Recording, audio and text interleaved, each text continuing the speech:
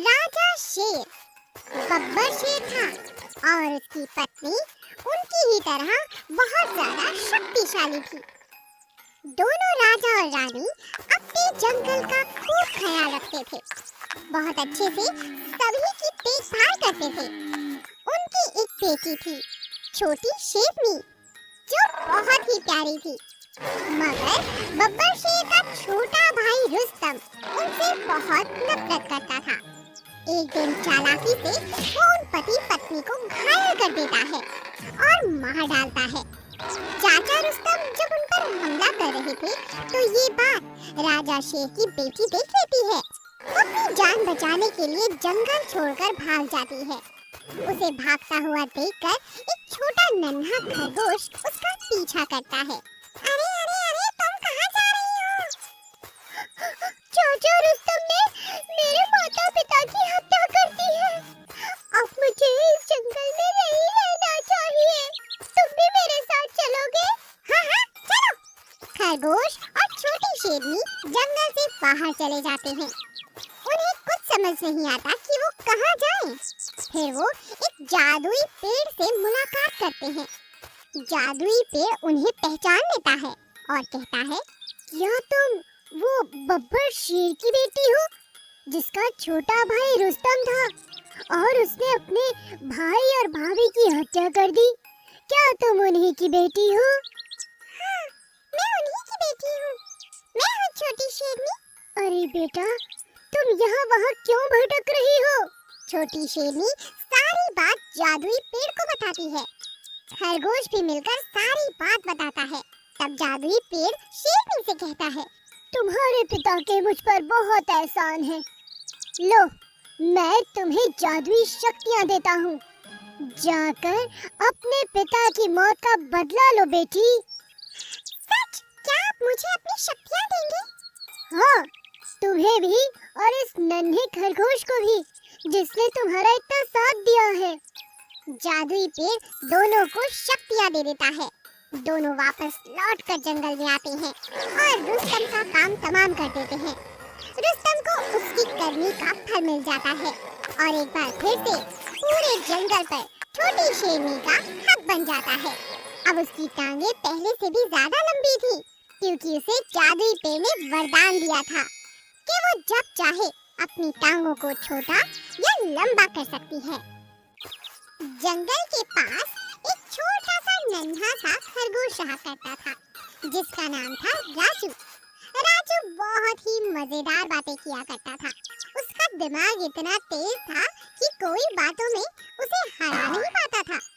उसी जंगल में 3 तेंदुए भाई रहा करते थे, जिनके पास जादुई शक्तियाँ थी। पहले तेंदुए के पास पानी की शक्ति थी। वो जितना चाहता उतना पानी अपने मुंह से बहा सकता था। उसके दूसरे भाई के पास आग की शक्ति थी और इसी तरह तीसरे भाई के पास आंधी और हवा चलाने की शक्ति थी। पूरे जंगल पर अपना अधिकार समझते थे। हर किसी को परेशान करने में इन्हें बहुत मजा आने लगा। एक दिन एक चौथे तेंदुए ने इन तीनों तेंदुओं से कहा, अरे तुम लोग जंगल में हर किसी को परेशान करते हो, जाकर शहर में कोई नौकरी क्यों नहीं कर लेते? सर्कस वाले तो तुम्हें झट से रख लेंगे। उसकी ये बातें सुनकर तीनों जादुई तेंदुओं को बहुत बुरा लगता है। ये बात छोटा सा प्यारा सा राजू खरगोश समझ जाता है। राजू खरगोश तीनों भाइयों से कहता है, मैं समझता हूँ आज तुम्हारी बहुत ज्यादा बेइज्जती हुई है। ये चौथा तेंदुआ आकर तुम तीनों की यूं ही बेइज्जती कर चला गया। मगर एक बात तो बताओ, उसने कुछ गलत नहीं कहा। अगर तुम अपनी शक्तियों का सही तरीके से इस्तेमाल करो तो जंगल के लोग ना तो तुम्हारा मजाक उड़ाएंगे, ना ही तुमसे डरेंगे, बल्कि तुम्हें प्यार करेंगे। खरगोश की बातें सुनकर तीनों तेंदुओं में से सबसे बड़ा तेंदुआ उससे कहता है, मगर ये कैसे संभव है खरगोश? तुम ही बताओ। मैं बताता हूँ। देखो, अगर खूब पानी बहेगा तो मैं बिल में चला जाऊंगा। अगर बहुत हवा चलेगी तो मैं बिल में चला जाऊंगा। और अगर बहुत आग भी लग गई तो भी मैं बिल में जाकर खुद को सुरक्षित कर सकता हूँ। मगर अगर जंगल में आग लग गई तो पानी से कौन बुझाएगा? और अगर जंगल में आंधी आ गई तो भी तुम ही तो हो जो उसे रोक सकते हो। और हाँ, अगर बहुत ज्यादा पानी भी आ गया तो भी अपनी हवा और अग्नि के सहारे बहुत सारी मदद ऐसी है जो जंगल के जानवरों के लिए आप कर सकते हैं। जरा सोच कर देखो, हम जैसे छोटे छोटे जानवर अपनी जान बचाने के लिए इधर उधर भागते हैं, तुमसे भी बचते हैं, मगर तुम्हारे पास अनगिनत जादुई शक्तियां हैं जिनसे तुम लोगों की मदद कर सकते हो। आग के कारण खाना बनाया जा सकता है, हवा से गर्मी मिटाई जा सकती है और पानी तो शीतल जल है जिससे हर किसी को तृप्ति मिलती है। खरगोश की इतनी प्यारी और मीठी बातें सुनकर तीनों तेंदुओं को समझ में आ चुका था कि वो अपनी जादुई शक्तियों का गलत इस्तेमाल कर रहे हैं। उस दिन के बाद से वो हर किसी की मदद करने लग जाते हैं और जंगल के सभी जानवर उन्हें बहुत इज्जत देने लगते हैं। एक दिन लोमड़ी और कुत्ता लड़ कर परेशान कर चुके थे। इतनी ज्यादा लड़ाई बढ़ चुकी थी कि दोनों को राजा शेर के पास ले जाया गया। राजा शेर बहुत गुस्से में आ जाता है और लोमड़ी और कुत्ते से पूछता है, बात क्या है? इतना झगड़ा आखिर क्यों? क्या हुआ है लोमड़ी?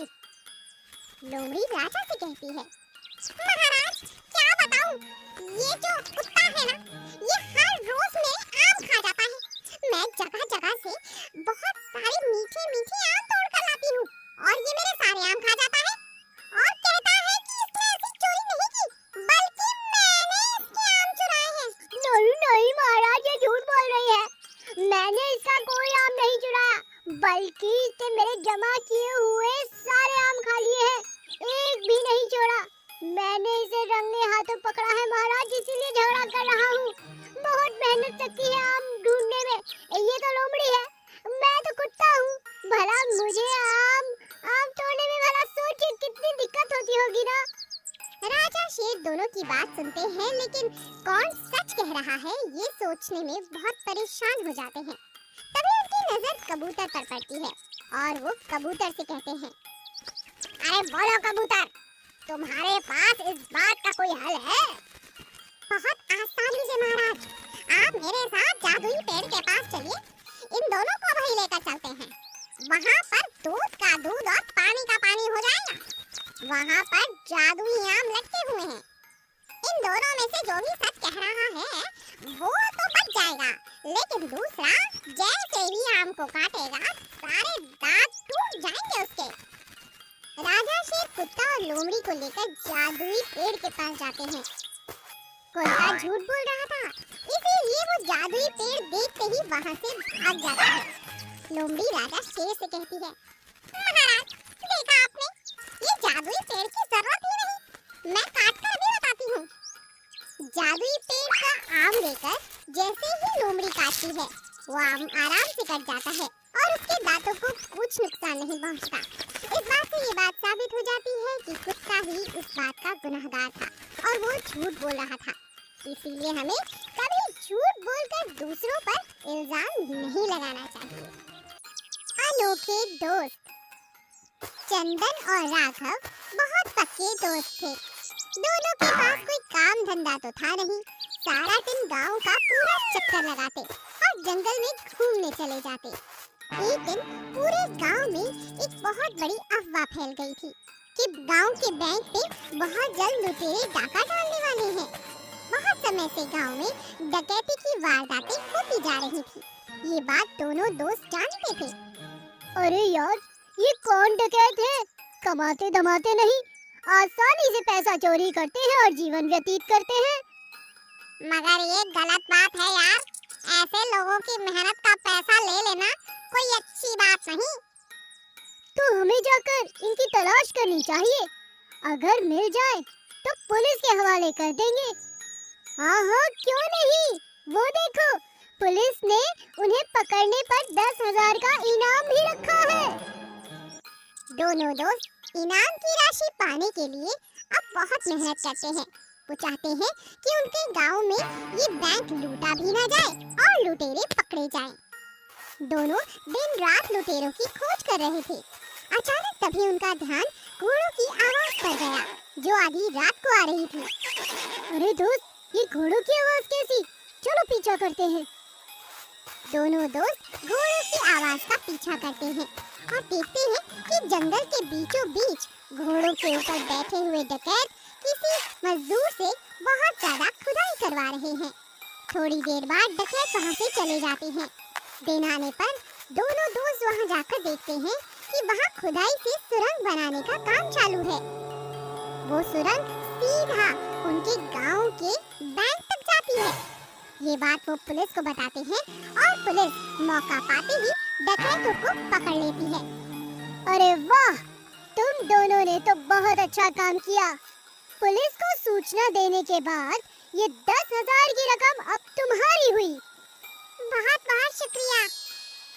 दोनों दोस्त अब बहुत खुश थे। डकैत उनसे कहता है, हाँ, तुम दोनों की वजह से मेरा सारा प्लान खराब हो गया। मैं बाहर निकलकर तुम्हें छोड़ने वाला नहीं। अरे जाओ जाओ, लोगों को ठगने वाले, लोगों की मेहनत का पैसा लेने वाले, जाओ और जाकर जेल में चक्की पीसो, धमकी नहीं चलेगी। दोनों दोस्त बड़े इतराते हुए अपने घर 5-5 हजार रुपए ले जाते हैं और नया बिजनेस शुरू करते हैं ताकि अब वो अपनी मेहनत से कमा सके और अपना जीवन अच्छे से बिता सके।